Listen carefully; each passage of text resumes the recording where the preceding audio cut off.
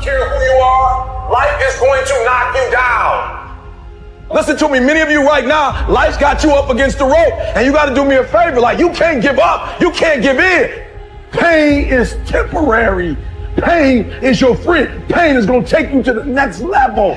When you going through pain, I know what you feeling. I know exactly, because I've been there. I've done that. But you got to work through it. And the reason why most of you are not successful is because every single time stuff not going your way, you give up, you quit, you let go, and people feel weakness. They feel it. You can feel when somebody's not committed, when they're not all in, when they're not dedicated. And there's another level you get to when you go all in. Winners win and losers lose. There are going to be times that you're going to be wondering, why should I keep showing up and work for my business? Why should I keep at it? Why should I keep showing up to the conventions? Why should I keep picking up the phones and making the phone calls? Why should I keep fighting for my goals and fighting for my dreams? And what I want to remind you is that you got to show up for your life regardless of the circumstances. You got to show up in spite of the naysayers. You got to show up in spite of the conversation going on in your mind. You got to show up for your life, because if you don't, nobody else will. If you want unreasonable results in your life, you've got to be willing to be unreasonable. Part of being unreasonable, you don't judge according to appearances. Part of being unreasonable, you can see it because you believe it. You must have the faith to call forth those things that be not as though they were. You've got to decide, I deserve this, and I'm going to have it. You've got to say yes to your life. You've got to say yes. Yes to my dreams. Yes to me. Yes, I can make it. Yes, I can. Doesn't matter how many failures I've made. Doesn't matter how many mistakes I've endured. Doesn't matter about my defeats. Doesn't matter about what I've done. Yes, yes. I don't care about the fact I'm in a hole now. Doesn't matter about where I am. The last chapter to my life has not been written yet. If you judge me now, you'll judge me prematurely. I'm still in the process of transforming my life. I'm still in the process of becoming. Yes. The brilliance of Thomas Edison was not in his mind.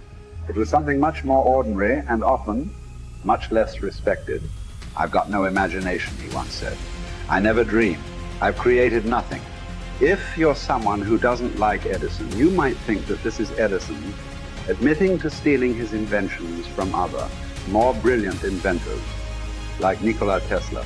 Not quite, but he did readily concede that most of the credit belonged to something other than his brain. The genius hangs around his laboratory day and night, Edison said. If anything happens, he's there to catch it. If he wasn't, it might happen just the same. Only it would never be his. What he's talking about is showing up. The incredible, underrated power of clocking in every day, putting your ass in the seat, and the luck this seems to inevitably produce. Edison lived in his laboratory and never missed a day. Like Gary, even when he was sick, when he was tired, or when visited by tragedy or disaster. The modern conveniences we can trace to his lab, then, owe far more to his body than his brain, to the compounding power of consistency rather than sheer brilliance. It wasn't about inspiration. It was about getting to work. Show up and try. Get on the treadmill.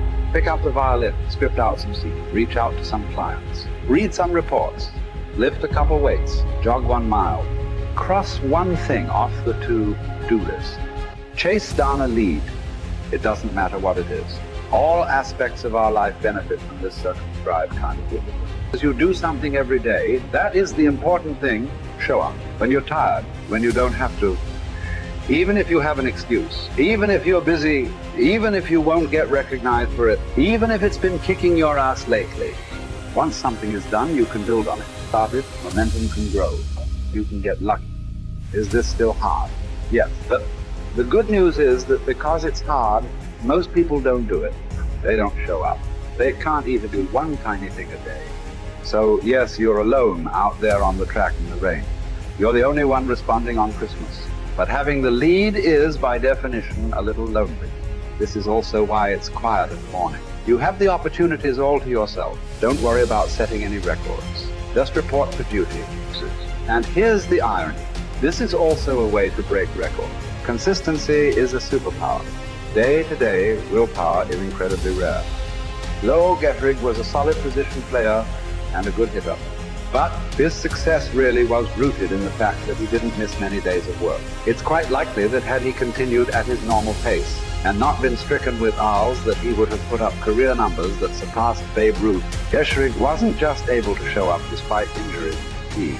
He also had to push through ennui, doubt, and just plain not feeling it. He had slumps like we all do, but he also understood what they meant. As a minor leaguer, he had struggled at the plate and thought about quitting. The Yankees' owner sent down a scout to walk Gehrig through the very basic math of a batting average.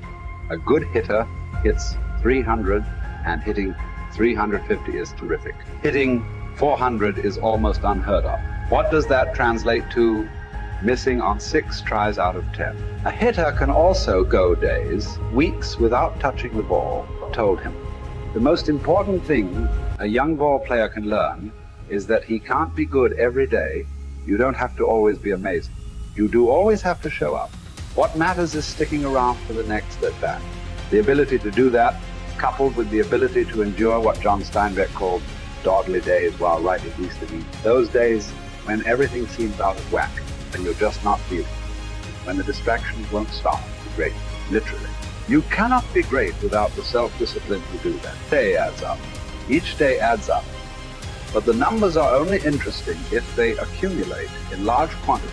It's getting started. You're not going to start right here. You're going to start down there. Probably in another city, another town. I grew up in Lake Charles, Louisiana. No money, raised by a single mother. I was in debt at 25 years old. First thing that I had to do in my life was not learn a new skill. First thing I had to do to get my life moving in the right direction was self-development. It is vital. It was vital for me that I improved myself and I could start depending upon me. I had to show up every day with some rituals, some disciplines, and start getting myself to trust me, not trust others, but trust myself to do the right thing every day. One of the things that I started doing was beating the sun up every morning. I'm going to beat that sun up every morning so that I have the discipline and the control over my life. So I knew, hey, before that thing pops, I'm going to pop. I'm going to get out of bed, depend on myself, get up at the same time every day. And for me, that time, regardless of where I was beat that sun up. No matter where I am, I'm going to beat that thing up. So it gives me a sense of control over my own life. Second thing,